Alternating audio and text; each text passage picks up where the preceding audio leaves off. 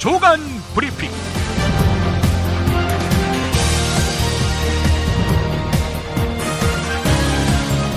2016년 6월 4일 토요일입니다. 정부가 어제 관계장관 회의를 열어서 부처 간 갈등과 혼선을 빚어온 미세먼지 관련 범정부 종합대책을 발표했습니다. 경향신문 사설을 요약하자면 대부분의 내용이 짜깁기, 재탕이라는 평가를 받고 있다.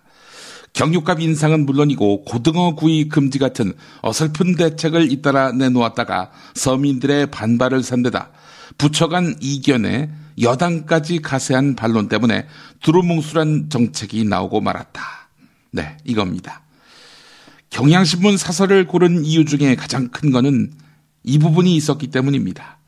클린 디젤 같은 정책을 펴서 경유차를 장려하다가 이제 와서 미세먼지의 주범으로 지목한 것은 다름 아닌 정부다.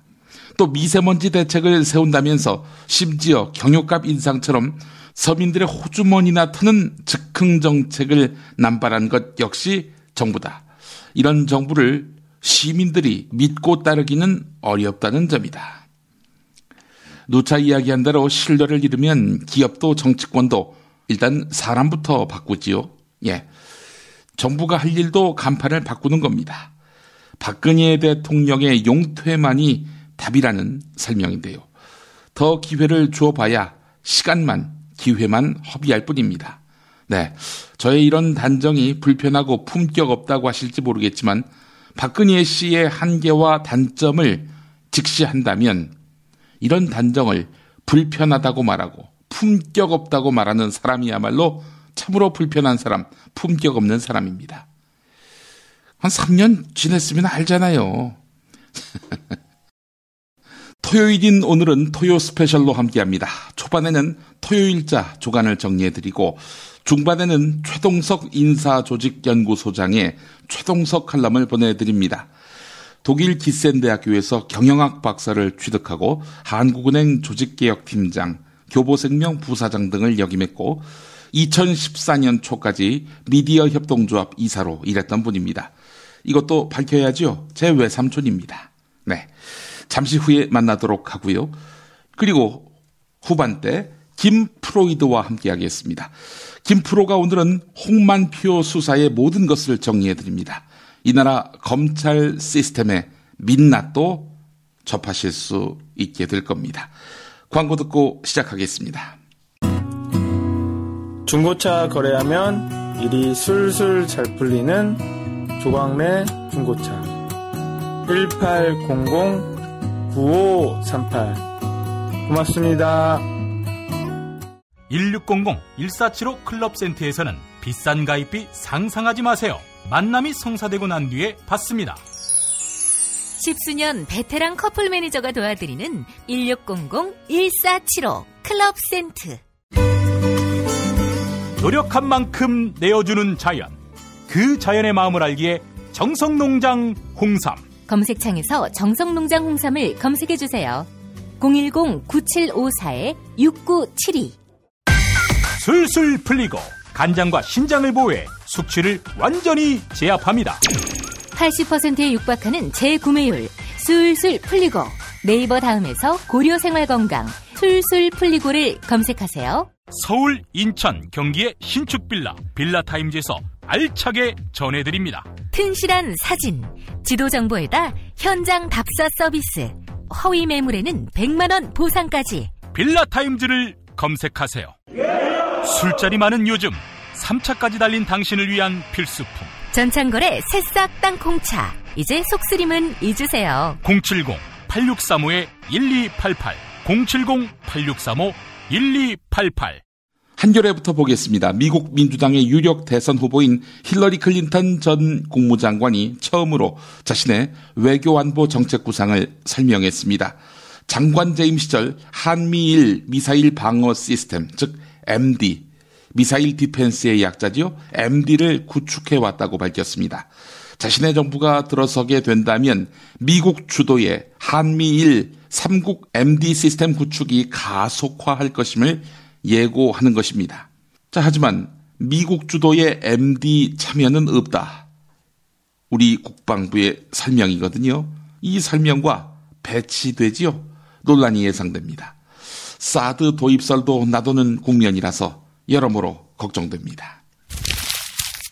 빠짐없이 찾아 읽는 한겨레 토요판 연재물이 있습니다. 바로 정문태의 제3의 눈입니다. 정문태 국제분쟁 전문 기자가 오늘은 반기문 유엔 사무총장을 짚었습니다. 이름만 붙이지 않았을 뿐 지금은 제3차 세계대전 중이다. 오늘도 아프가니스탄, 이라크, 시리아, 예멘에서는 국제전이 벌어지고 있다. 크고 작은 지역 분쟁만도 100여 개에 이른다. 그 사이 50만 명이 넘는 시민이 목숨을 잃었고 반기문이 하회 마을을 돌아다니던 시간에도 숱한 아이들이 죽었다. 지금 전쟁 난민만도 6천만을 웃돈다. 지구에 살고 있는 사람 12명 가운데 1명이 난민이라는 뜻이다. 그 가운데 51%가 아이들이다. 반기문이 사무총장을 맡은 지난 10년 동안에만도 난민이 2천만 명 늘어났다. 어림잡아 하루에 5만 명이 전쟁과 박해를 피해서 난민 신세가 되고 있는 판이다. 그렇다면 전쟁과 분쟁을 조정하고 난민을 돌보라고 국제사회가 권리와 의무를 맡기는 사람이 바로 유엔 사무총장이다. 유엔 사무총장은 명예직이거나 봉사직이 아니다. 세계 시민사회가 짜낸 세금으로 멋들어진 집에다가 활동비와 보험, 월급까지 주어가며 5년 고용한 공직자다. 그것도 대한민국 대통령 연봉보다 많은 22만 7천 달러, 약 2억 7천만 원이나 준다. 지구 총인구 71억 가운데 하루 2달러 미만으로 살아가는 극빈자만도 24억이다. 유엔 사무총장 연봉이면 얼마나 많은 사람들이 하루 배불리 먹을 수 있을지 생각해보라. 반기문은 지금 대통령 출마 따위를 신경 쓸 때가 아니다. 이미 늦었지만 역대 최악 사무총장이라는 국제사회 비판에 귀를 기울여야 한다. 남은 임기 7개월이 남아 깔끔하게 마무리하는 것이 그나마 마지막 의무다. 외신판에 떠도는 보이지 않는 사람, 무능한 참관자, 시시한 사람, 이런 별명들이 왜 내 몸에 붙었는지 곰곰이 따져보면서 반기문 동아리가 서구 언론의 인종주의적 편견이다. 그러니까 반기문이 동양 사람이라서 이렇게 무시하는 것이다. 서구 언론들이. 이렇게 소리친들 밖에서 들어주는 사람이 아무도 없다. 반기문 비판은 서구 언론뿐 아니라 아시아, 중동, 아프리카 언론에서도 끊임없이 튀어나왔다. 네. 반기문 씨를 대통령에 앉히면 우리는 세계의 웃음거리가 되겠네요. 예.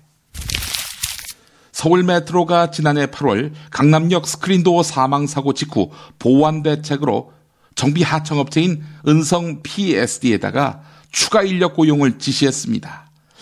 이게 오늘 국민일보에 보도됐는데요. 자, 그런데 말이죠. 추가 인력 고용을 지시했는데 용역비는 지급하지 않았습니다. 은성 PSD는 서울 메트로의 지침에 따라서 용역을 수행하고 이에 대한 용역비를 받아서 인건비를 지급했는데요. 서울 메트로가 하청업체의 업무량과 인원을 늘리도록 요구해놓고 돈은 주지 않는 이런 갑질 정황이 포착된 것이라 하겠습니다. 은성 PSD에만 떠넘겨서는 안 될 책임이 서울 메트로에 있는 것입니다. 서울 지하철 1호선에서 4호선, 서울 메트로가 관장하지요. 서울 메트로에는 121개 역이 있습니다. 121개 역 가운데 24개 역이 우선적으로 스크린 도어를 설치했습니다. 그리고 그 다음에 또 다른 역들이 스크린 도어를 설치했겠죠. 나중에 스크린 도어를 설치한 역에 들어간 비용, 2배인 것으로 나타났습니다. 그러니까 처음에 설치했던 24개 역 반값으로 설치됐다 이런 얘기죠. 자, 이게 무엇을 의미합니까? 무리하게 비용을 낮추고 날림 공사를 한 탓에 고장이 잦을 수밖에 없다는 얘기지요. 지하철 2호선 구의역도 그렇게 반값으로 만들어진 스크린도어가 설치된 역입니다. 반값으로 지어진 스크린도어 고장률이 10배가 넘는다고 하는데요. 네, 그러니까 여기에 수리를 하러 간 것이겠죠. 이런 문제도 있습니다. 너무나 고장이 잦기 때문에 한 명이 가서 수리를 했어야 했다는 겁니다. 뭔가 털면 많이 나올 것 같습니다. 동아일보가 보도했습니다. 영남이 지금 둘로 갈렸습니다. 한국일보는 일면에서 아주 상세하게 이 문제의 심각성을 짚었는데요. 지난해 1월 과도한 유치 경쟁을 하지 않겠다고 신사협정을 맺었던 영남권 5개 시도단체장들은 언제 그랬냐는 듯 배수진을 친 혈투를 벌이고 있고 20대 국회 개원과 함께 정치권도 여야도 아닌 부산대 다른 영남권으로 쪼개져서 한치의 양보 없는 신경전을 이어가고 있다. 심지어 일부 시민단체들은 다른 지역으로 신공항 입지가 선정되면 결과에 불복하겠다는 입장을 공공연히 내놓고 있을 정도다. 이번 결과 발표를 도화선으로 새누리당 내에 TK와 PK의 세력 분열은 물론이고 인구 1,300만 명의 영남권 민심 전체가 두 동강 날 위기에 처했다. 네, 이런 내용입니다. 경향신문 토요판 커버 스토리 남들은 모른다 생리대 서름. 네, 그 일부입니다. 일회용 생리대가 너무 비싸서 한숨 짓는 여성이 적지 않다. 비단 저소득층만의 문제가 아니다. 평균 연봉을 받는 직장인 여성들도 생리대를 구매할 때마다 비싸다고 느끼기는 마찬가지다. 피와 살이 되는 식료품도 아니고 한두 시간 쓴 다음 쓰레기가 되는 물건이기 때문에 더욱 그런 생각이 든다. 국내 생리대 시장 규모는 4천억 원에 달한다. 시장의 절반 이상을 점유하는 유한 킴벌리가 가격을 인상한다고 발표한 뒤 불거진 생리대값 논란이 계속되고 있다. 유한 킴벌리는 결국 신제품인 좋은 느낌 매직 쿠션만 기존 제품보다 가격을 7.5% 올리고 나머지 제품은 종전 가격을 유지하겠다고 한 발 물러섰다. 하지만 낮은 가격에는 저질 재료가 쓰일 가능성이 높지요. 대학원 진학을 준비 중인 한 20대 여성의 말이 대안이 될 것 같습니다. 저소득층을 대상으로 한 시혜적 차원이 아니라 보편적 복지 차원에서 모든 여성이 저렴한 가격으로 생리대를 구입할 수 있도록 해야 한다. 네. 구글이 한국국토지리정보원에 한국 지도를 해외로 가져갈 수 있도록 해달라는 지도 국외 반출 허가 신청서를 제출한 것으로 확인됐다는 동아일보 기사가 있습니다.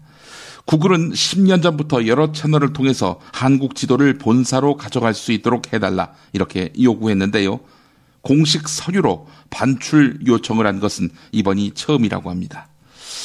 구글이 미국 회사인데 우리 정부는 북한과 대치 중인 상태에서 지도 데이터가 악용되면 국가 안보를 위협할 수 있다. 이런 이유로 25,000분의 1보다 상세한 지도는 원칙적으로 해외 반출을 불허하고 있습니다. 구글은 단지 지도 서비스를 하기 위해서 가져가려는 것일까요? IT 업계 이야기는 다릅니다. 구글이 표면적으로는 한국을 찾는 해외 관광객의 불편을 줄이기 위해서라고 이야기하고 있는데요. 지도 반출을 원하는 진짜 이유는 따로 있다고 보는 것입니다. 복수의 IT 업계 관계자들에 따르면 지도 데이터가 없으면 구글 내비게이션 또 내비게이션 기반의 광고 사업, 안드로이드 오토 같은 차량용 운영체제, 자율주행차, 그러니까 무인 자동차를 말하는 거지요. 사물 인터넷, 드론, 구글 글라스 같은 구글의 모든 신사업이 한국에서는 먹통이 된다는 것입니다. 네, 분단이 남북 대치가 경제에 전혀 도움이 안 된다는 거 다시 한번 확인하게 됩니다. 자, 광고 듣고 최동석 칼럼 김프로이드와 만나겠습니다. 정말 맛있다.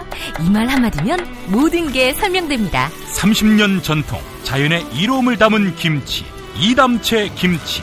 1544-4586 1544-4586.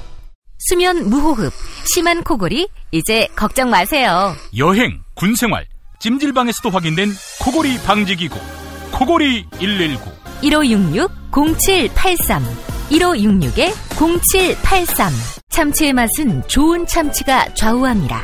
구이동 대양참치가 그렇습니다. 무한 리필에 더한 무한 감동. 직접 경험해보세요.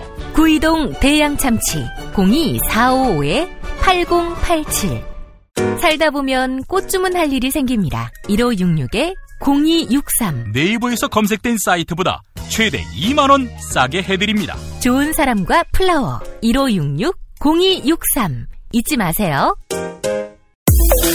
건강식품의 지존 전복을 택한다면 100% 완도에서 잡은 와우 전복.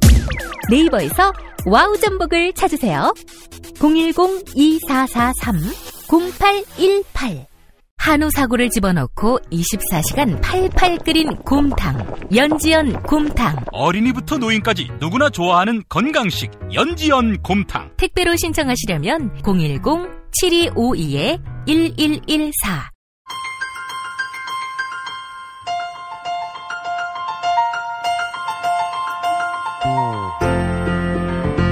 최동석 칼럼.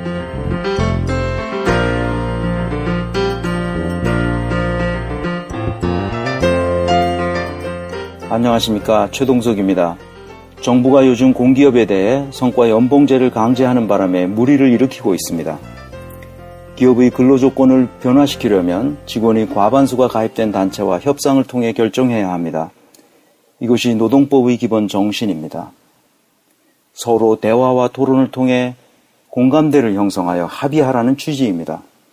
그러나 정부의 강행 태도는 법률의 정신을 무시하고 있을 뿐만 아니라 심지어 인권 침해의 소지도 있어 보입니다. 특히 산업은행과 같이 정부가 소유한 금융기관들에 대해서도 이렇게 성과 연봉제를 강제하고 있습니다. 권력을 가진 지배층이 자신들의 뜻을 피지배층에게 강제하는 관행은 조선시대부터 일본 강점기를 거쳐 다시 독재시대를 거쳐 지금까지 이어져 오고 있습니다. 21세기 이 개명한 시대에도 이런 옳지 못한 관행을 우리 사회는 전혀 걷어내지 못하고 있습니다. 정부의 강제하는 행태야말로 큰 문제입니다. 과거 이명박 정부가 추진했던 독재적인 방식을 그대로 답습하고 있기 때문입니다. 4대강 사업이 얼마나 많은 문제점을 안고 있었습니까? 어떤 국가적인 사업을 추진하려면 이해 관계자들이 서로 대화하고 토론해야 합니다. 그런 과정에서 합리적인 대안을 마련해야 합니다. 이명박 정부 이래 지금까지 권력을 가진 사람들이 중대한 국가적인 사안을 이해 당사자들과 충분히 상의하지 않은 채 끊임없이 억압하거나 협박하면서 밀어붙이고 있습니다. 당사자들이 공감하지 않는 것을 강행하면 어떻게 되겠습니까? 4대강 사업처럼 반드시 후유증이 생깁니다. 성과연봉제는 4대강 사업보다 더 큰 해악을 끼칠 것으로 보입니다. 4대강 사업은 하천을 파헤치는 토건업자들에게는 큰 이익이 돌아갔지만 자연 생태계는 커다란 피해를 입었습니다. 이것이 원상태로 회복되려면 얼마나 걸릴지 아무도 모릅니다. 성과연봉제도 마찬가지입니다. 성과연봉제는 노동자들에게 정신적으로 아주 큰 피해를 입힐 것이고 나아가 우리 사회 전반에 갈등을 일으키고 활력을 잃게 할 것이기 때문입니다. 우선 성과연봉제의 본질이 무엇인지 살펴볼 필요가 있습니다. 성과연봉제는 성과에 따라 연봉을 차별하겠다는 것이 핵심입니다. 여기에는 두 가지가 포인트입니다. 첫째, 성과를 개별적으로 상대평가한다는 것이고 둘째, 그 평가 결과에 따라 보상을 차별화한다는 것입니다. 성과를 개별적으로 평가한다는 것은 성과를 개별적으로 측정할 수 있다는 것을 전제로 합니다. 오늘은 성과 평가에 대해서만 잠시 말씀을 드리고 추후에 시간 되는 대로 보상 차별화의 문제점이 무엇인지 상세히 말씀드리겠습니다. 오늘날 조직에서 일해본 사람들은 이미 체험적으로 알고 있을 것입니다. 봉투에 풀칠하는 것과 같은 단순한 노동이라면 몰라도 혼자서 따로 떨어져 일하는 경우는 거의 없습니다. 독불장군으로 일하는 사람은 조직 문화를 해치기 때문에 기업에서는 기피의 대상입니다. 누구나 다른 직원들과 협력하면서 일해야 합니다. 상하가 서로 협력해야 하고 좌우가 서로 협력해야 합니다. 그래서 개별적으로 성과를 평가하는 것은 거의 불가능합니다. 이것은 이미 학문적으로도 결론이 났습니다. 오늘날 현대 경영학은 개별적인 성과가 아니라 팀의 성과 또는 조직 전체의 성과를 높이는 방법에 초점을 두고 있습니다. 예를 들어보겠습니다.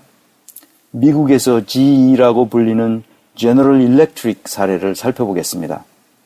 이 회사는 19세기 말에 토마스 에디슨에 의해서 세워진 회사입니다. 미국을 대표하는 회사라고 할 수 있습니다. 최고 경영자였던 잭 웰치는 직원들의 성과를 개별적으로 평가하여 서열화했습니다. 서로 경쟁시켜서 동기부여하려고 했습니다. 성과에 따라 당근과 채찍을 주는 방식이었습니다.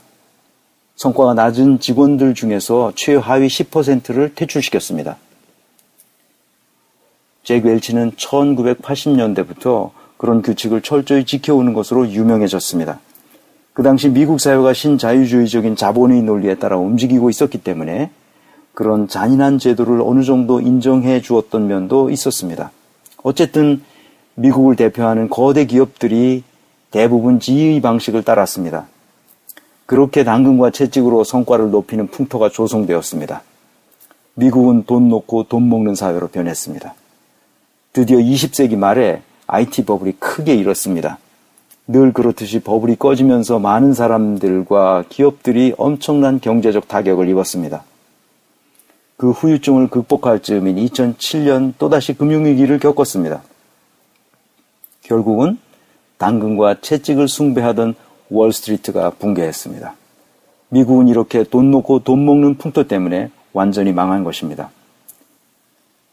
이것은 엄청난 충격이었습니다. 지금도 전 세계는 이 충격에서 완전히 벗어나지 못하고 있습니다. 미국의 대기업들도 사태의 심각성을 이해했고 근본적인 변화를 마련해야 했습니다. 잭 웰치도 자신이 잘못 생각했었다고 반성했습니다. 그러면 지금 GE는 어떻게 하고 있을까요? 이미 오래전부터 그런 몰상식한 성과평가 방법을 과감히 포기했습니다. 그동안 성과 연봉제와 같은 평가 방법을 써보니까 직원들에게 높은 성과를 내게 하려는 동기를 자극하는 것이 아니라는 것을 알았습니다. 성과 평가 방법이 하위 10%의 해고자를 찾아내는 도구로 쓰이고 있었다는 사실도 발견했습니다. 협력의 정신은 사라지고 직원들 서로가 경쟁 상대로 여기고 있었습니다. 그래서 평가의 개념과 방법을 완전히 바꾸었습니다. 아주 크게 반성한 것이죠. 어떻게 바꾸었느냐? 모든 직원들이 서로 수평적인 관계 속에서 피드백을 주고받는 방식으로 평가 방법을 바꾸었습니다. 예를 들어 보겠습니다. 직원들이 자신의 업무에 대해 새로운 아이디어를 내면 서로 그 아이디어를 더욱 쓸모있게끔 피드백을 해주도록 했습니다. 모든 업무가 서로 연결되어 있기 때문에 그것이 가능합니다. 서로 일을 잘할 수 있도록 수시로 피드백을 해주는 것입니다. 평가의 목표가 이렇게 초보적인 아이디어를 보다 더 가치 있는 아이디어가 되도록 만드는 것으로 변화되었습니다. 이런 과정에서 좋은 아이디어들이 발굴되기 때문에 서로 주고받은 피드백들을 모은 자료가 생겨났습니다. 이 자료가 곧 직원들에 대한 평가 자료로 활용됩니다. 이런 평가 제도는 서로 일을 더 잘할 수 있도록 협력을 장려하는 시스템이 되었습니다. 성과 평가의 본질에 부합하게 된 것이죠. 이렇게 피드백을 줄 수 있는 기회가 많아지자 상명하복의 문화가 사라졌습니다. 수평적이고 자유로운 분위기로 바뀌었습니다. 하위 10% 해고자를 골라내야 할 필요가 없어졌습니다. 자연스럽게 협력하려는 마음가짐이 늘어나고 참신한 아이디어를 발굴할 수 있게끔 바뀌었습니다. 성과평가 제도가 바뀌자 견고했던 계급적인 수직 구조가 상당 수준 수평적인 구조로 바뀌었습니다. 관리자의 역할도 그래서 새롭게 규정했습니다. 과거에는 관리자는 부하 직원에게 명령을 내리고 직원의 성과를 평가하는 업무를 맡았습니다. 하지만 새로운 시스템에서는 관리자를 과거와는 완전히 다른 존재로 보았습니다. 관리자란 팀원의 잠재력을 끌어내고 영감을 부여하는 존재로 새롭게 정의했습니다. GE는 벌써 몇 년째 이런 변화를 추진하고 있습니다. 아직도 완성되지 않았습니다. 지금도 변화가 진행되고 있습니다. 그렇다고 해서 오해하지 말아야 할 것은 우리도 지희처럼 따라하자는 얘기를 하려는 것이 아닙니다. 이런 변화를 추진해가는 과정에서 지희에게서 배울 점이 있기 때문에 소개하는 것입니다. 이렇게 시스템을 바꾸면서도 바꾼 시스템이 좋은 것이니까 무조건 적용하라고 직원들에게 강요하지 않았다는 점입니다. 골든 타임이니 뭐니 하면서 강제하지 않았습니다. 대화와 토론을 통해 경영자와 모든 직원들이 함께 공감대를 찾아가고 있습니다. 우리는 이 점을 배워야 합니다. 우리 정부와 공기업 경영자에게 호소합니다. 성과 연봉제와 같은 중대한 결정은 강제로 시행해서는 안 됩니다. 노동조합과 대화하고 토론하면서 서로 공감대를 만들어가는 리더십을 발휘해 주기를 기대합니다. 지금까지 최동석 인사조직연구소장 최동석 경영학 박사였습니다.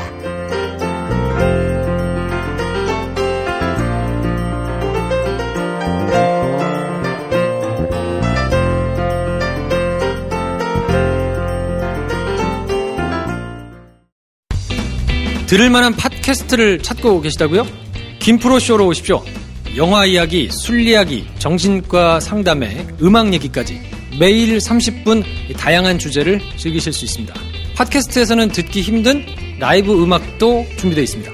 어려운 재즈를 쉽고 재밌게 알려드리는 보컬 연주도 들려드리는 재즈가 알고 싶다도 있습니다. 팟빵에서 지금 바로 김프로를 검색하세요. 드러난 현상만이 아니라 뉴스의 흐름, 의도까지 짚어드리겠습니다. 매일 종합일간지 주요 기사와 칼럼을 전해드리는 시간. 김용민의 조간 브리핑. 월요일부터 토요일까지 여러분의 뉴스 보좌관 김용민이 함께합니다. TV 뉴스 집중해. 김프로이드. 김프로이드와 함께하겠습니다. 김프로 어서 오십시오. 네, 안녕하세요. 예. 만표 형이 드디어 구속됐습니다. 아이고, 우리 만표 형님. 그래도 한 달은 시간이 필요하지 않겠나 생각을 했는데 이게 뭐 아니 이미 딱 공표되는 순간 계산을 해놓거든요.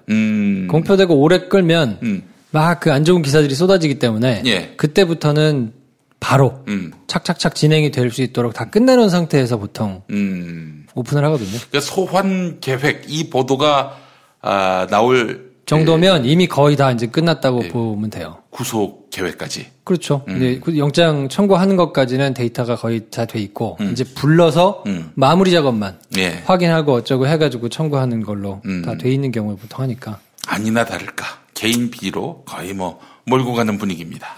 뭐 이제 그렇게 이제 왁구를 조금 짠 걸로 보이고요. 네. 영장 실질 심사에 안 나왔잖아요. 네. 근데 그걸 가지고 이제 종편이나 이런 데서 왜 그랬느냐 뭐 이걸 조금 해놨는데 약하더라고요.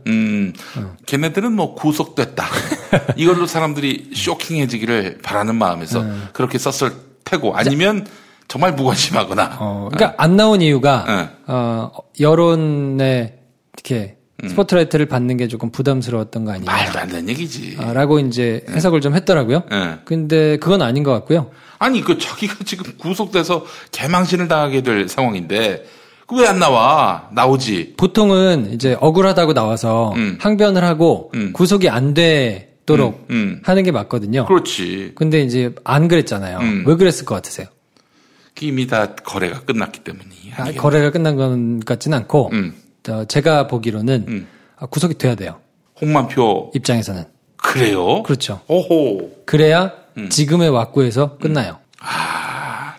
더 저항한다든지 그러면 나가서 만약에 본인이 억울하다고 항변을 해가지고 이 영장이 안 나오잖아요. 검찰 입장에서 얼마나 크게 데미지를 입겠어요. 그렇지. 그러면 그때는 굉장히 심하게 텁니다. 싹싹 다 긁어가지고. 그러면 본인한테 이룰 게 없어요.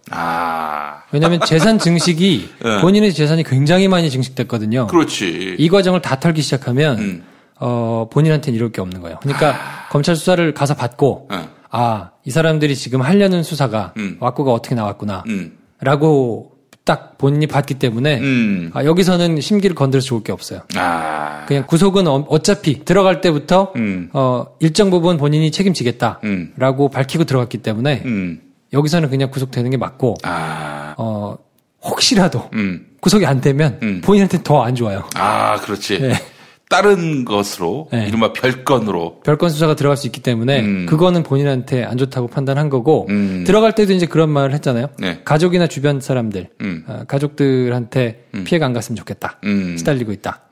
그것이 좀 주요했다고 보여요. 왜냐하면 재산 증식 과정을 보기 시작하면 이제 불필요하게 만약에 뭐 몰수가 되거나 벌금이 나오거나 막 이러면서 이제 재산에 문제가 생길 수 있거든요. 예. 내가 들어가는 거는 지금 상황에서는 어쩔 수 없다고 보고 그러면 우리 가족들이 불려다니거나 증식해놓은 재산이 더 이상 적어되는 건 막아야 된다.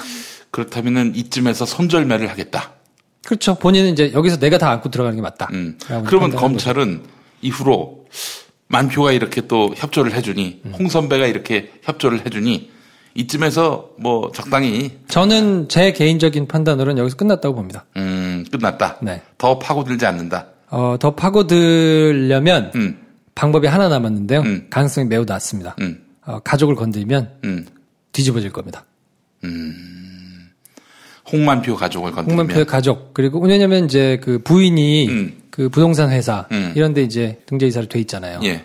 그리고 이제 아들이 이제 둘이 있는데 91년생, 97년생 이렇게 두 명 있거든요. 뭐 여기도 이제 이렇게 가족으로 뭔가 얽혀 있는 게 있을 거란 말이에요. 예.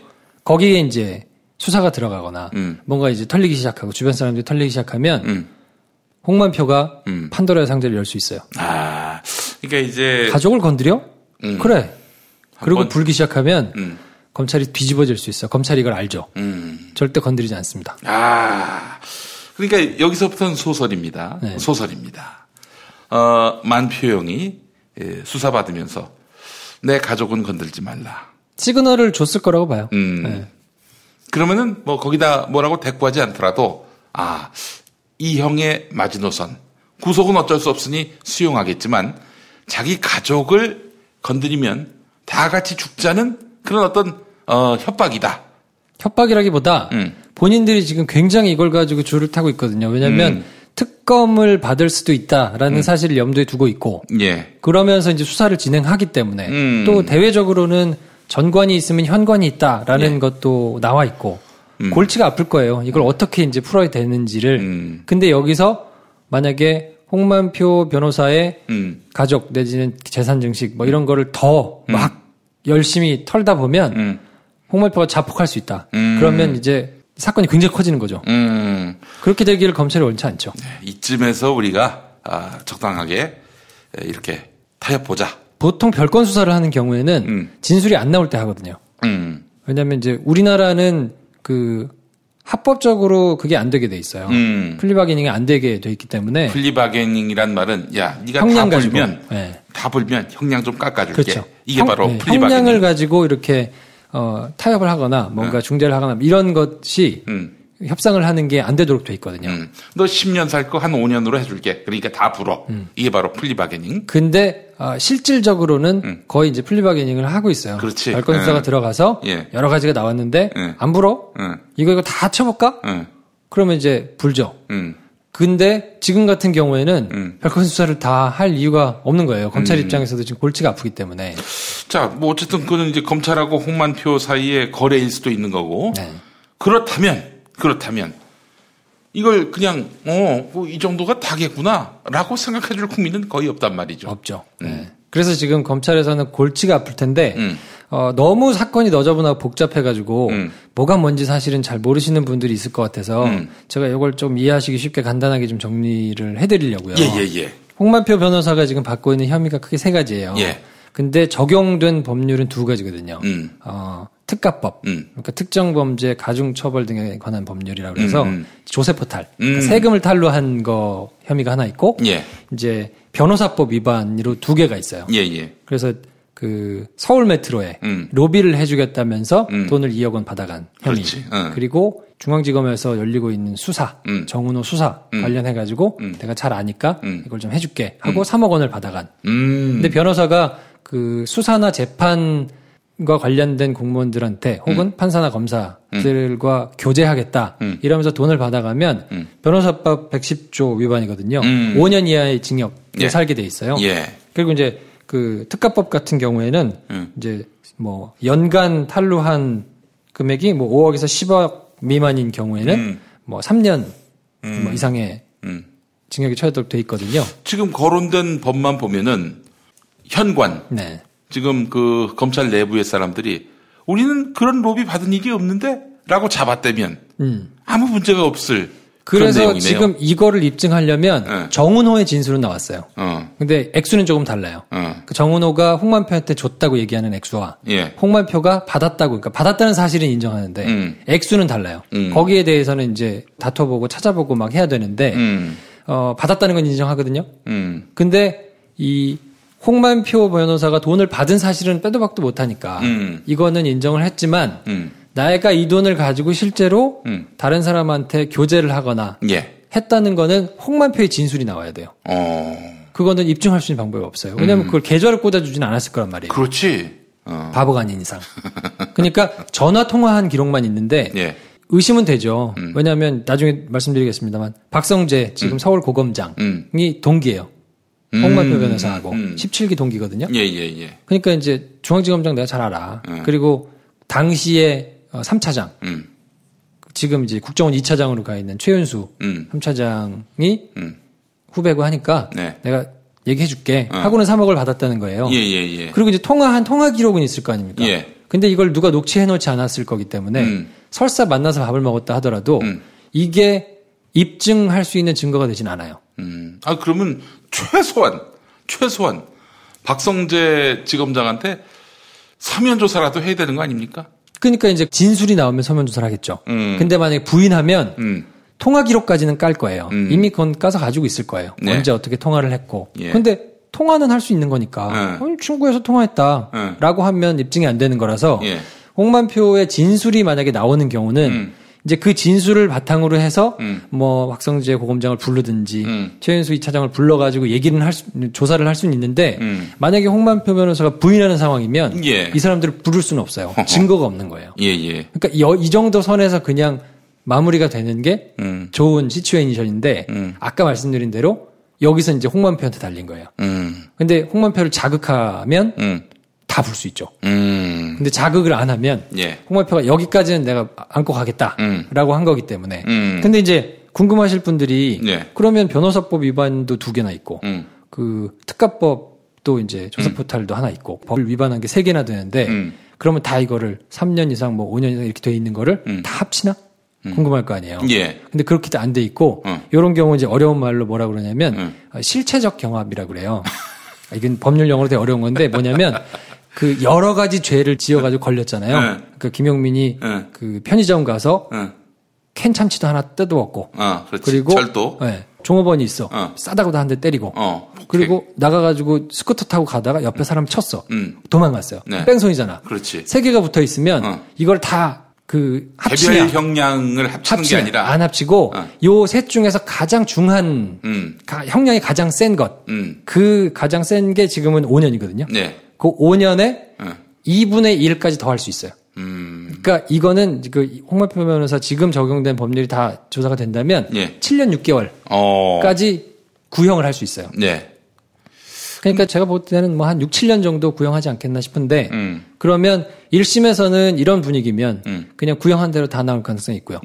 그리고 이제 2심, 3심 가면서 조금씩 깎이지. 이제 깎일. 왜냐하면 이제 이분이 뇌수술을 2번이나 했고 뭐 이런저런 사유가 있어서 이제 벌금도 나올 거고 뭐 추징금도 나올 거고 할 거기 때문에 그렇게 되면 이제 뭐 여러 가지 정석 참정을 해가지고 나중에 조금 관심이 시들하면 깎일 가능성은 있는데 얼마까지 깎일 수 있을 거라고 보세요? 뭐 그래봐야 이제 뭐 한 뭐 1, 2년. 그럼 그러니까 한 1, 2년 살고 나머지는 이제 최소 한 4년 이상은 이런 분위기면 뭐 살아야 되지 않나 싶은 거죠. 그러니까 이제 이 정도 했으면 검찰 내부에서도 이 정도 했으면 된 거 아닌가 싶고는 정리를 할 가능성이 높아요.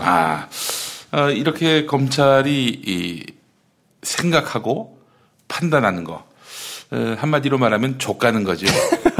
그렇지 않아요? 그럴 수 있죠. 네. 족가는 거지. 왜냐면 씨발 그 너희들한테나 그게 그 정도로 계산이 되는 거지만 우리 국민 감정으로 보면은 이게 어떻게 이걸로 끝날 수 있어요. 왜냐면 그 기준을 놓고 보면 이제 홍만표 변호사가 당시 대검 수사기획관일 때 수사했던 뭐 가장 대표적인 이제 노무현 전 대통령 사건을 보면 털다 안 나와가지고 막 5만 가지를 다 털었잖아요. 예. 그리고 그 뒤에 이제 뭐 한명숙 뭐 전 총리라든지 뭐 이런 사람들 보면 타겟이 된 사람은 정말 먼지까지 다 싹싹 털었거든요. 그렇지. 근데 이제 유독 뭐 검찰 전 식구 이런 분들은 이제 대체적으로 예우를 해줘요. 그래서 이렇게 다 이 정도면 된 거 아니냐 뭐라면서 이제 하거든요. 말이 안 되죠 사실은. 신발 진짜 짜증나네 진짜. 아니 그러니까 이게 바로 여기서 이제 수사권하고 기소권을 동시에 갖고 있는 검찰의 그쵸. 이 무소불위의 권력. 이거 수술해야 된다는 얘기가 나오는 거 아닙니까? 매번 그래서 나오는데 이걸 놓지 않죠. 이거는 사실 좀 나중에 얘기가 또 될 수 있겠습니다만 그 히스토리가 있어요. 이 검찰한테 다 몰아준 이유가. 근데 그걸 들어보면 또 그럴듯해요. 그 처음부터 디자인 됐던 게 그 해방이 끝나고 경찰 국가였잖아요. 예. 그때는 순사들이 일본 순사들이 막 거의 전권을 휘둘렀거든요. 뭐 죄 없는 놈도 막 붙잡아가지고 막 하고 난리를 쳤단 말이에요. 경찰. 예. 근데 해방이 됐는데 이승만이 경찰을 그냥 다 썼잖아요. 그 사람들을 안 바꾸고 그대로 다 썼단 말이에요.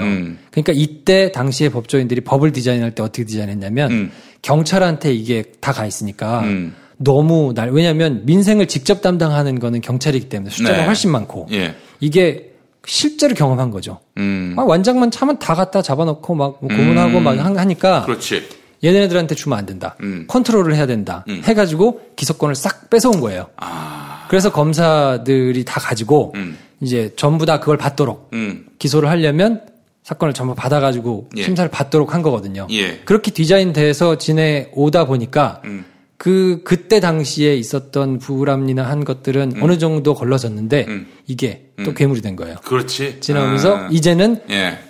제대로 수사하려고 하는 경찰들이 있어도 수사를 못하게 막아지는 게 됐기 때문에 그렇지. 이게 사실은 어느 한쪽만 편을 들기는 뭐하고 이제 디자인을 잘 해야 될 때가 온 거거든요, 사실은. 그래서 이제 나온 여러 가지 그 방안들 중에 하나가 경찰도 수사권을 갖게 해달라. 그렇죠. 예. 예, 이런 거. 그 검찰 지휘받지 않고 독자적으로 수사하게 해달라. 네. 그러면 경찰이 검찰을 수사할 수도 있는 거 그런 거 아닙니까? 있죠. 예. 예. 그렇기 때문에 검찰에서는 어떤 논리를 개발해서라도 안 하려고 하죠. 그리고 또 하나가 이제 상설 특검제 같은 건데 그렇죠. 네. 특검을 상시적으로 둬서 검사도 수사할 수 있고. 근데 필요해요. 어디서든 기소권이 가지고 있는 곳은 그게 꼭 경찰이 아니더라도 저는 반드시 있어야 된다고 봐요. 왜냐하면 제가 기자 생활을 하는 동안에 예. 경찰 비리가 걸리는 경우가 많아요. 예. 그래서 그런 경우에는 실제로 검찰에 싸들고 간 적도 있어요. 제가 가가지고 사람 만나서 이런 게 있는데 경찰 내부의 감찰로는 안 되기 때문에 수사를 합시다. 갖다 주고 진짜로 수사해가지고 경찰들이 다 잡혀 들어간 적도 있어요. 우리 이제 김프로 때문에. 네, 그 제가 가지고 제가 무서운 사람이네 이 사람. 앉아가지고 잠복해서 촬영한 거 뭐 이런 거를 다 가져다가 가지고 들어가가지고 해서 수사가 된 적이 있는데 그랜저 검사 때는 김프로가 그러면 거의 뭐 야매 수사권을 행사한 거네. 아니요, 저는 그냥 제보를 한 거죠. 야매 수사권이지. 아니지, 수사를 한 건 아니니까. 기자니까 그렇게 정보에 접근할 수 있었던 거 아니야. 아니, 그거는 뭐 이렇게 제보가 들어왔는데, 그래서 다 제가 뭐 차에서 자면서 이제 찍어가지고, 다 찍었는데 이걸 어떻게 할 수가 없잖아요. 예. 보도하고 나서 가져갔죠. 그래서 이거는 수사를 해야 될 것 같다. 그 수사가 돼가지고 경찰들이 다 잡혀 들어가고 막 했는데, 네. 그 그랜저 검사 사건 할 때는 예. 검사 비리를 잡았는데 가져갈 데가 없어요. 그러네. 어디다 갖다 줘. 그래서 결국은 그 그랜저 검사 사건 있고 나서 특검이 처음으로 생겼어요. 검찰 내부에서 특별 검사를 임명해가지고 그 사람이 하도록. 근데 저는 내부를 속속들이 다 알고 있잖아요. 이 사람이 얼마 받았고 누구한테 얼마 받았고 언제 얼마 받았고. 근데 다 수사가 안 됐어요. 왜냐하면 금액에 따라서 형량이 달라지거든요. 그렇지. 5천만 원까지는 몇 년, 뭐 1억 원까지는 몇 년. 근데 딱 계산해가지고 그 밑으로 잘라주시더라고. 그래도 그걸 어떻게 할 수가 없어요. 그러니까 저는 늘 주장하는 게 기소권은 분명 그게 경찰이든 아니든 간에 다른 곳에서 반드시 하나는 있어서 그래야 견제가 된다. 그렇지. 가지고 가서 만약에 이런 경우에 기소를 할 수 있는 권한이 상설특검이든 어딘 다른 데 하나가 있어가지고 만약에 기자들이 가지고 들어가서 검사 비리를 제보한다 그러면 수사되거든요. 예. 그러면 마음대로 못하죠. 잘 모르는 분들을 위해서 좀 제가 소상히 설명을 드리자면 기소라 하면 그러니까 수사를 했단 말이지. 이 새끼 뭔가 죄를 저지른 게 있어. 저질렀어요. 그럼 재판을 받게 해야 될 거 아니야. 그렇죠. 재판을 받게끔 기소하는 네.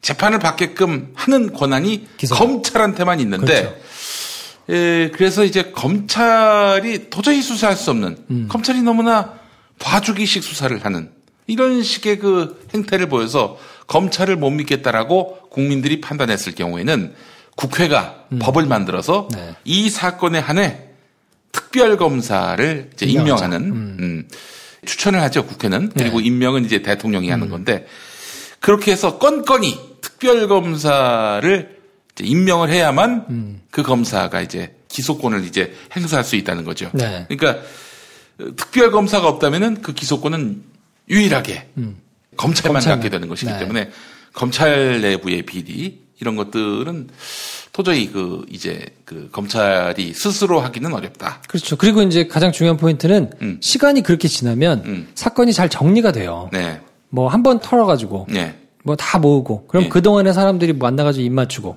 뭐 이렇게 다 정리하고 뭐 증거도 없어지고 이러고 시간이 지나고 난 다음에 이제 수사가 시작돼가지고 누가 검사가 누가 임명이 되네 마네 가지고 또 싸우다가 그럼 그동안에 다 이렇게 정리가 되거든요. 예. 근데 그렇게 되면 제대로 된 수사가 되기는 거의 불가능하거든요. 그러니까 이게 굉장히 불편하게 돼 있는 거라서 네. 사실 지금 제도는 문제가 많이 있어요. 검찰한테 굉장히 많은 그 재량권이 있어서 그게 이제 곧 권력이니까 그걸 막 휘두르는 거죠. 그래서 상설 특검을 두자는 건 뭐 제2의 검찰을 두자는 것과 마찬가지고. 마찬가지인 셈이에요, 사실은. 그래서 제1의 검찰, 현 검찰과 말하자면 견제와 균형의 역할을 담당할 수 있는. 예. 아이고 빨리 도입을 했으면 좋겠는데. 예. 그러니까 이거는 정말 치밀하게 앉아가지고 말씀드린 것처럼 경찰의 그런 여러 가지 아픈 과거 때문에 기소권을 검찰이 갖게 됐는데 이게 제도가 모든 것을 해결할 수는 없고 그렇지. 결국에 이제 사람이 어떻게 운영하느냐에 달린 건데 그리고 운영하는 사람이 얼마나 수준이 높은가에 따라서 이게 사회가 잘 발전하는 거기 그렇죠. 때문에 예. 이거는 굉장히 오랫동안 잘 앉아가지고 좀 디자인을 해야 될 문제이기는 해요. 근데 어쨌든 뭐 그렇습니다. 지금 상황으로는. 그렇군요. 특검이 되면은 또 좋은 게 뭐냐면은 같은 사건을 이미 검찰이 수사했을 거란 말이죠. 그렇죠.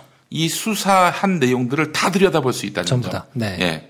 그때는 특별히 이제 어쨌든 이걸 조사할 수 있는 수사권을 갖는 거니까 네. 그때는 영장도 법원에서 받아가지고 막 집행하고 하는 거예요. 예. 그래서 실제로 지금 이 특수일부에서 그 특검을 염두에 두고 수사를 하고 있어요. 그러면 지금 이렇게 이 정도에서 적당히 끝낸다고 한다면 아까 제가 말씀드렸잖아요. 네. 통화 기록만으로는 입증을 못 해요. 아. 그러니까 통화 기록을 안 까면 문제가 돼요. 이것도 수사 안 했어? 이렇게 의혹이 있는데 그렇지. 하면 이거는 나중에 문제가 될 수 있는데 다 까. 수사 기록도 다 까고 통화 기록도 다 까고 다 이제 데이터는 다 마련해 놓는 거예요. 근데 이거를 의의를 하려면 어려운 말로 법원에 가가지고 이거를 법을 적용해가지고 뭔가 문제를 삼으려면 진술이 필요해요. 진술을 받아내는 거는 의지예요. 근데 그것까지 받아낼 의지가 지금은 필요 없는 거죠. 홍만표가 판도라의 상자를 열지 않는 한 검찰이 그거를 더 안 해도 되는 거예요. 데이터까지만 찾아놓으면 예. 굳이 아니 이거는 이걸로 입증이 안 되기 때문에 이건 그리고 홍만표는 부인하고 아니라 하고 특검이 별건 수사는 못하죠. 따로 그건 수사를 할 수는 없죠. 그럼 이거 이제 사건과 관련해 가지고 그 홍만표를 압박할 수단이 없네. 특검은. 지금 그렇죠. 네. 제가 이제 이렇게 생각하는 이유는 뭐냐면 왁구가 나왔다고 제가 판단하는 이유는 5월 27일 날 그 기자들을 만나가지고 브리핑을 할 때 네. 검찰에서 네. 이렇게 밝힌 적이 있어요. 요거의 맥락을 이제 이해를 못한 사람들도 있는 것 같기도 한데 이 사건의 핵심은 그 홍만표 변호사 보유 재산 내역이 아니다라고 얘기를 해요. 네. 그 수임과 관련된 로비 의혹 그리고 이 부당한 수입이 어디로 어떻게 흘러 들어갔는지 자금의 흐름을 보는 게 이 수사의 핵심이다라고 얘기를 했는데 예. 그냥 가만 들으면 뭐 그런가 보다 하고 지나갈 수 있는데 요게 왁구예요. 재산 증식 과정을 파면 가족들 다 불러야 되고요. 가족들 수사가 시작되면 홍만표가 입을 열 수밖에 없어요. 근데 그것까지는 안 하겠다는 거예요. 예. 그냥 그 이 사람이 인정하는 그 로비 의혹 그리고 뭐 부정한 수입료가 어떻게 왔다 갔다 하는가 그 정도까지만 해서 딱 홍만표 정도로 심하게 하겠다. 근데 이제 검찰에서는 요렇게만 하고 전부 다 아무 문제 없어요라고 할 수는 없잖아요. 그럼 어떻게 하느냐? 이런 경우에는 이제 카톡을 해야지. 제 거 아닌데. 이런 경우에는 어떻게 하느냐? 사표를 쓰겠죠. 당시에 문제가 될 수 있는 아마 제 생각에는 한 부장검사 정도, 뭐 강력부장이라든지 뭐 형사부장은 제가 보기에는 안 그럴 가능성도 좀 있어 보이고, 그러니까 당시에 정은호 수사를 담당했던 뭐 강력부장이나 뭐 관련된 사람들 몇 명 정도 뭐 책임을 통감하면서 사표를 내지 않을까. 그러면 이제 또 많은 국민들이 저 정도 사표를 냈으면은 뭐 많이 했네. 또 이렇게 뭐 생각해 주기를 바라는. 이제 거기서 조금 기술을 하나 더 쓰면 사표를 냈는데 그걸 반려하고 법무부에서 감찰을 할 수 있어요. 그래서 뭔가 막 털어가지고 좀 막 시끄럽게 한 다음에 징계를 하고 사표를 받아주면 퇴직금을 못 받거든요. 못 받지. 네. 그러니까 뭐 그 정도 해가지고 시끄럽게 막 여론몰이를 한 다음에 할 수 있는 정도. 특검을 해서 가족을 소환해가지고 탈탈 터는 방법은 어떨까? 지금으로서는 안 되죠.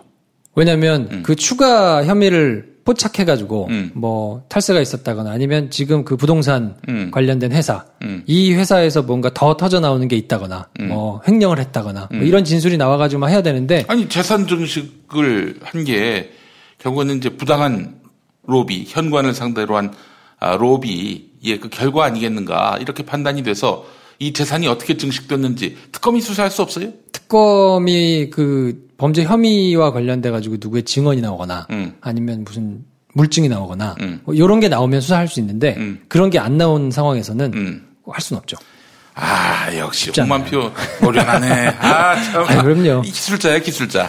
이분이 얼마나 대단하냐면 강원도 삼척 출신인데. 속초 출신 아닌가? 삼척이에요. 삼척 출신인데 그 대일고의 성대 법대를 나왔어요. 그리고 17기 중에서는 이제 최재경 지금은 이제 변호사가 됐죠. 김경수 변호사하고 네. 3명이 트로이카인데 이분이 처음 이제 부산지검 울산지청에서 시작을 했거든요. 검사 생활을. 예. 근데 그때도 말씀드렸지만 서울지검에서 시작한 사람들이 보통 에이스란 말이에요. 그렇지. 근데 이 양반이 정말 일을 진짜 열심히 하기로 유명한 사람이에요. 그래서 그 뒤로 이렇게 저걸 보면 정말 갈 수 있는 모든 엘리트 코스를 다 밟았어요. 그러니까 중앙지검에서는 뭐 특수 1, 2, 3부 다 갔고요. 중수부도 가고 청와대 파견도 가고 대검에서는 뭐 기획과장, 중수, 이과장 그리고 법무부 대변인도 하고 돌아와가지고 대검 수사기획관 하고 그리고 이제 나중에 검사장을 달았는데 검사장 달 때는 이제 한 타임 쉬었죠. 왜냐하면 이제 노 전 대통령 사건이 있었기 때문에 고검에 있는 송무부장으로 갔다가 이제 대검 기획조정부장 뭐 이거 거의 그 총장의 오른팔이거든요. 거기까지 갔다가 이제 아까 얘기한 경찰하고 수사권, 기소권 가지고 이제 막 시끄러운 요거에 본인이 이제 사표를 쓰고 나왔거든요. 근데 이제 뇌수술을 했어요. 그래서 이 양반이 그 친한 주변 사람들 얘기로는 뇌수술을 하고 난 다음에 사람이 좀 바뀌었다 그래요. 왜냐면 죽을 뻔하고 살아나니까 네. 다 필요 없고 돈과 가족들의 안녕이 최고다. 돈이 거기 끼어 들어갑니까? 그래서 아니 정말로 돈 버는 데만 진짜 미친 듯이 일을 해가지고 왜냐면 좀 이상하잖아요. 그래도 검사장까지 한 사람인데 나와가지고 막 오피스텔 100채가 넘게 사고 그렇지. 이것저것 막 사업해가지고 로비도 하고 막 해가지고 돈을 불리는 과정이 이렇게까지 안 하거든요. 아니면 본인 그냥 점잖게 수임해가지고 해도 얼마든지 그렇지. 몇십억 정도 벌고 살 수 있거든요. 근데 정말 미친 듯이 돈을 모았는데 그게 그 주변의 사람들 뭐 이게 전부는 아니겠지만 그때 전에 알던 사람하고 조금 사람이 좀 바뀌었더라라는 주변의 평가가 좀 있는 걸 보면 심경의 변화가 좀 있었던 것 같기는 해요. 그리고 이제 지난해 말에 뇌수술을 한번 더 했거든요. 그래요? 네. 그래서 이제 들어가면 이제 나중에 뭐 그런 걸로 또 사유가 될 수도 있을 수도 있어요. 보석을 하거나 뭐 그런 걸 이제 노리겠죠. 1심에서는 어렵고 세간의 관심이 좀 없어지면 실제로 본인이 아프기도 하고 하니까 여러 가지 여지가 있을 수 있다. 이렇게 판단을 하는 것 같아요. 참 기술자 앞에서는 당할 길이 없네. 이 양반이 그러면 검찰에서는 정말 특수로는 난다긴다 하는 사건들을 얼마나 많이 했겠습니까? 예. 그러니까 뭐 지금부터 이제 어떻게 할 거 왜냐하면 또 이제 정무적인 판단도 하는 자리에 오래 있었기 때문에 예. 지금의 상황에서 본인을 객관화해가지고 검찰이 이렇게밖에 할 수 없다라는 걸 너무 잘 알고 있기 때문에 예. 그거를 뒤집으려고 막 하지는 않을 거고요. 여기서 본인이 취할 수 있는 최대한의 걸 취하겠죠. 근데 이제 또 수사를 하는 이원석 특수일부장 같은 경우는 그 같이 근무했었어요. 홍만포 변호사하고. 그러니까 예전에 2000년도에 서산지청에 이제 그 이원석 부장이 근무할 때 그때 홍만포 변호사가 지청장이었어요. 근데 서산지청은 대전지검 서산지청인데 크지 않거든요. 검사가 11명 있어요. 그러니까 굉장히 1년 동안 같이 같은 곳에서 근무를 하면 정말 그 가족 같은 분위기였겠네. 뭐 그렇거든요. 그리고 2008년에 이제 부서는 달랐는데 그 법무부 대변인 할 때는 그 법무부에서 또 근무를 했거든요.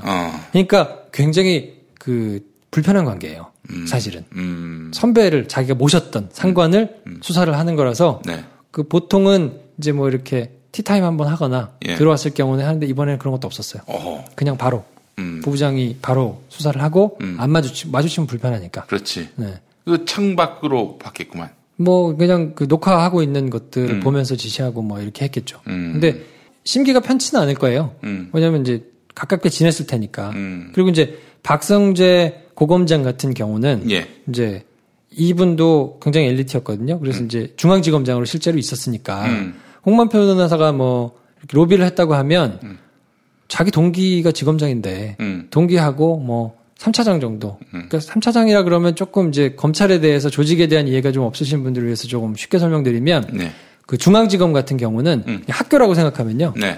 교장 선생님이 지검장이고요. 그 밑에 교감이 3명 있어요. 그래서 1차장, 2차장, 3차장 이렇게 있어요. 그래가지고 3차장이 이 특별수사, 특수수사 하는 부서를 다 갖고 있거든요. 강력부도 가지고 있고. 산하의 학생부가 있는. 그렇죠. 거의 실세예요. 굉장히 에이스 실세. 그리고 1차장은 검사장 자리인데 여기는 이제 그냥 연배가 굉장히 높아서 예우해드리는. 교무 주임. 그렇죠. 뭐 그 정도 되는 거예요. 그러니까 그 3차장 교장이 내 동기고 교감이 내 후배인데 그 밑에 무슨 개별 검사 수사관 이런 사람들을 찾아가가지고 로비를 할 리가 있겠습니까? 그러니까 그 전에 얘기했던 뭐 기사들 나오는 거 보면 뭐 수사관이나 무슨 검사 정도 해가지고 옷을 벗을 것이다는 그 말도 안 되는 얘기고 홍만표 변호사가 급이 있지. 그런 사람은 어떻게 만나요? 아, 그렇지. 그러니까 당시 부장 정도 사표 쓰고 근데 사표를 꽤 시끄럽게 쓰고 정리될 가능성이 제가 보기엔 좀 있어 보이고 고검장 같은 경우는 통화만 하고 홍만표만 열심히 부인하면 뭐 본인한테 불똥 튈 일은 없는데 이제 더 사건이 시끄럽고 만약에 여론이 막 난리를 치면 고검장 정도는 어떻게 사의를 표명할 가능성은 좀 있어 보여요. 뭐든 내가 어쨌든 시끄러웠으니까 뭐 이런 걸 다 안고 가겠다. 그러면 씨발 그 다음엔 또 이제 전관 변호사로 또 개업을 하시고. 뭐 그럴 수도 있고. 씨발. 그러면은 우리 김 프로가 보기에 뭐 그분들이 혐의가 있다, 혹은 뭐 의혹이 있다 이런 차원이 아니라. 본인이 정말 무소불위의 그 수사권을 갖고 있다. 그러면은 전관 비리를 파헤쳐야겠다라는 강력한 역사 의식, 또 사명감, 이런 걸로 이제 수사를 하게 된다면 누구를 꼭 부르고 싶으세요? 뭘 불러요? 그냥 그 회사 털면 돼요. 부동산 회사. 부동산 회사 턴다. 거기만 탈탈 털면 마구 쏟아져 나올 겁니다. 뭘 털어야 되는 겁니까? 그 돈이 누구한테 갔는지. 회사와 관련해가지고는 굉장히 엄격하게 다 털어가지고 보는 거죠. 지금 그렇게 수사 안 했어요? 지금은 그렇게까지는 수사 안 하죠. 왜냐면 그거는 이제 별건 수사, 늘 얘기는 별건 수사는 하면 안 된다. 품격 있는 수사를 하라. 이렇게 검찰이 얘기하거든요. 그러면서 뒤로는. 그래서 한명숙 노무현을 그렇게, 그러니까 이제 그 명분에 따라가지고, 이건 별건 수사니까. 자기들 보호하는 몰래 변론해가지고 받은 돈 가지고 돈이 돌아다닌 거에서 혹시 걸려 나오면 세심하게는 데이터는 모아놓을 텐데 그것까지는 수사를 안 하겠죠. 자, 그리고 나서 박성재 지검장 불러야 됩니까? 아니, 그러니까 일단은 홍만표의 진술이 나오면 끝이에요. 옛날에 박연차 조사를 할 때 그랬다 그래요. A4지를 놓고 적으세요. 적으세요. 그 박연차 회장이 나이키에 신발을 납품하거든요. 근데 그냥 신발 납품하나 보다 하지만 전 세계 나이키에 꽤 상당량을 여기서 다 만들어요. 어마어마한 돈이 있는 거예요. 근데 여기를 털겠다고. 그래? 안 불어? 여기 다 턴다? 하니까 이제 본인이 어쨌든 다 적은 거거든요.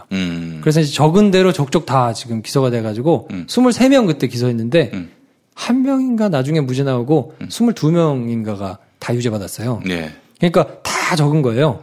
그렇게 심경의 변화가 일으키려면 부동산 회사와 더불어서 홍만표 개인 재산을 털면 마구 쏟아져 나옵니다. 단언하셨습니다. 그렇군요. 근데 그것까지는 제가 보기엔 이제 끝난 것 같아요. 그리고 이제 롯데 압수수색 들어갔잖아요. 네. 그거는 별건이에요. 그때 제가 말씀드렸던 대로 이 서울 메트로 들어가고 이제 롯데 이건 다른 브로커를 사서 들어갔거든요. 그러니까 수사는 옮겨갔어요. 네. 다른 브로커로. 예. 근데 이제 종편에서는 막 앉혀놓고 막 시끄럽게 얘기를 하다 보면 예. 오늘은 롯데를 압수수색했다던데. 검찰 열심히 하네. 네. 근데 이거는 다른 사건이에요. 홍만표 사건이 아니고 예. 이거는 한모 씨라는 그 브로커 사건이거든요. 예. 이거는 정은호 사건이에요. 예. 그러니까 이제 홍만표는 이 정도에서 심하이. 그리고 이제 나머지는 정은호를 더 잡들이 해가지고 정은호 거를 터는 거죠. 진짜. 이게 근데 어제 오늘의 검찰의 초상은 아니었잖아요. 그러니까요. 네. 근데 만약에 정말 검찰이 의지를 갖고 네. 약을 빨았다. 그럴 경우엔 어떻게 수사할까요? 그러니까 홍만표가 뭘 말하건 간에 여간 진실이 우리의 최후의 목적이다. 최선의 목적이다. 이렇게 판단한다면은 진술을 받아낼 수 있을 거라고 보세요. 전과는 사실 뇌물 수사하고 갔거든요. 예. 왜냐하면 증거가 없어요. 예. 그리고 대부분 현금으로 주고받거나 뭐 이럴 거기 때문에 예. 진술이 제일 중요합니다. 그러니까 뇌물 수사에서 가장 중요한 거는 진술이 일관되고 그 진술이 매우 정확하고 그 상식적으로 봤을 때 이거는 지어서 얘기할 수 없다. 그리고 모든 이제 정황 증거들이 맞으면 네. 유죄가 나와요. 그러니까 그 진술을 일관되게 계속 유지가 되느냐가 문제인데 그거는 뇌물을 공여한 사람, 뇌물을 준 사람이 의지를 가지고 있을 때만 가능해요. 내가 이걸 다 불어서 끝까지 가져가겠다. 예. 법정에서 진술 안 바꾸고. 그러려면 자기가 그거를 불어서 사람은 굉장히 계산적인 동물이기 때문에 네. 이걸 내가 불무로 인해서 더 큰 걸 지킬 수 있을 때만 그렇게 나오거든요. 네. 그러니까 박연차가 본인의 그거를 다 불었을 때는 자기 재산을 지키기 위해서 부른 거거든요. 그렇지. 여기까지만 내가 손해보고 나머지는 지켜준다고 암묵적인 뭔가 시그널을 받았을 테니까. 그렇죠. 근데 지금은 사실은 홍만표는 더 잃을 게 없어요. 더 크게 얻으면서 검찰을 부를 게 없거든요. 근데 이제 유일하게 막 가족을 건드려가지고 난리가 나면 그래? 좋아. 하고 내가 홧김에 부는 거 말고는 없는데 그러니까 사실은 이제 홍만표 수사는 여기서 다른 변수가 혹시 이제 왜냐면 이 최유정 변호사 사건도 전혀 알 수 없는 곳에서 하나 빵 터져 나온 거기 때문에 뭐 이런 식의 전혀 예상하지 못했던 변수가 하나 튀어나오지 않는 한은 그냥 지금 상황에서 정리되지 않을까. 이렇게 해서 홍만표 변호사가 만약에 감옥에서 나온다. 네. 변호사 활동 재개할 수 있습니까? 그거는 이제 뭐 판단을 하겠죠. 서울 변회에서. 근데 지금 거는 판단을 할 텐데 그건 이제 갔다 와서 나중 일이기 때문에 그거는 그때 또 판단을 할 텐데 그냥 엄청 넘어갈 수도 있고요. 네. 변호사들끼리는 또 자기들끼리 좀 이렇게 좀 느슨하고 뭐 봐주고 서로 이렇게 좀 인지상정하는 게 있거든요. 다시 나와서 활동을 한다면은 지금처럼 막 활동하지는 않겠죠. 지금처럼 그 검찰을 먹히지도 상대로 않고. 예. 네. 그리고 그때 나올 정도 되면 이제 본인이 영향력을 행사할 수 있는 사람들은 한번 다 이제 옷을 벗거나 뭐 이럴 가능성이 높고요. 그리고 한번 그렇게 나왔는데 또 그렇게 하기는 쉽지 않죠, 사실은. 이제 뭐 돈 더 많이 못 벌겠네. 근데 뭐 부동산 해가지고 많이 버시겠죠. 월세 이런 거 받아가지고. 오피스텔 많이 있으니까. 씨발 짜증난다 진짜. 오피스텔 알겠습니다. 120개 넘게 있다잖아. 120개. 그나저나 김 프로쇼 왜 이렇게 많이 떴어요? 김영민의 이 보은이 아닌가. 보은이. 네, 하늘에서 내려주신. 감사합니다. 우리 김 프로 이렇게 좋은 거 물어왔습니다. 여기서 우리가 가끔씩 어떤 설 시나리오처럼 얘기한 것들은 네. 상상력의 소산만은 아니다라는 점을 말씀을 그렇죠. 드리겠습니다. 네. 예. 너무 취재를 열심히 하셨어요. 예. 자, 김 프로 좀 시네마 스타 어떻게 잘 되고 있어요? 시네마 스타는 열심히 하고 있어요. 근데 사실은 이건 제 개인적인 좀 그게 있어서 사연이 있어서 예. 제가 지금까지는 농담 삼아서 뭐 김프로쇼를 많이 들으시라 이랬는데 예. 뭐 그렇게까지는 아니고 팟빵에서 김프로를 검색하신 다음에 네. 이상한 거 하나 있는데 그것만 빼고 그 본인 취향에 맞으시는 거를 좀 들어주시면 될 것 같아요. 근데 시네마 스타는 사실 제가 그 영화를 되게 좋아하거든요. 그래서 제 로망이 기자 생활하면서 그 영화 시사회 가서 영화 리뷰하는 거를 꼭 좀 하고 싶었었어요. 그런데 이 법조 기자가 이거 문화부는 근데 근처도 못 가고 맨 사람 잡는 기사 어디 누구 감옥 가고 이런 거만 맨날 써가지고 그 한이 좀 있어서 내가 영화 프로그램을 하고 싶다. 그래서 진짜 좀 잘 만들고 싶다. 하고 일반인의 눈높이에서 좀 왜냐면 영화 평론가가 되면 너무 또 어려워지잖아요. 그렇지. 다들 자기 눈높이가 있어가지고 일반인이 듣긴 너무 어려운 거예요. 또 그리고 이제 남들이 안 하는 이야기를 해야 하고. 네, 그렇죠. 뭔가 좀 있어 보이고. 또 굉장히 날이 서야 하고. 그렇죠. 그리고 칭찬을 하는 게 굉장히 좀 싸 보이는 그런 면이 있어서 조그만 꼬투리 잡고 침소 봉대하고. 그러니까요. 근데 저는 평론가 할 생각 없고 그런 거 없기 때문에 그냥 일반인들이 영화 선택하는 그 기준 내지는 재미있나 재미없나 이거 데이트하는데 보러 가도 되나 이런 분들을 위해서 좀 진짜 서비스를 좀 하는 거를 그리고 또 제가 좋아서 그냥 하는 거라서 시네마스타 들으시면 또 거기 극장 직원도 있고 영화 감독도 있고 있기 때문에 재밌게 들으실 수 있을 거예요. 자, 그리고 김프로가 하는 건 다시 한번 좀 정리해 보죠. 김프로가 하는 방송은 김프로 쇼가 하나 있고 그리고 재즈가 알고 싶다. 그리고 시네마스타. 네. 요 세 개? 세 개. 네. 현재 계속 업데이트 되는 거는. 그럼요. 여러분 아셨죠? 김프로 많이 좀 도와주시고. 도와주십시오. 이 팟캐스트에서 주류로 제가 세보니까 12개야. 만들고 있는 게 12개예요. 그래요? 제가 진행하는 게 12개예요. 코너는 그러니까 프로그램은 3개인데 그 재즈가 알고 싶다 월화수목금. 김프로쇼 월화수목. 그리고 이것도 월수목 이렇게 되거든요. 그러니까 13개예요. 네.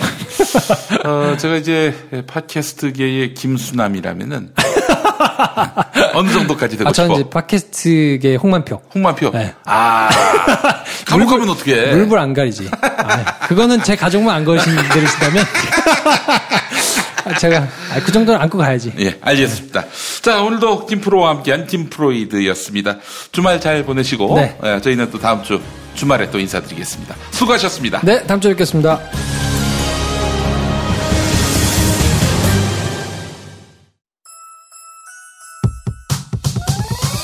이번 방송 괜찮았나요? 작별의 여운 이렇게 표시해주세요. 다운로드하기, 댓글 달기, 구독하기, 별점 주기. 더 좋은 방송 만들어달라는 약속 이렇게 응원해주세요. 다운로드하기, 댓글 달기, 구독하기, 별점 주기. 기억하셨죠? 다운로드하기, 댓글 달기, 구독하기, 별점 주기.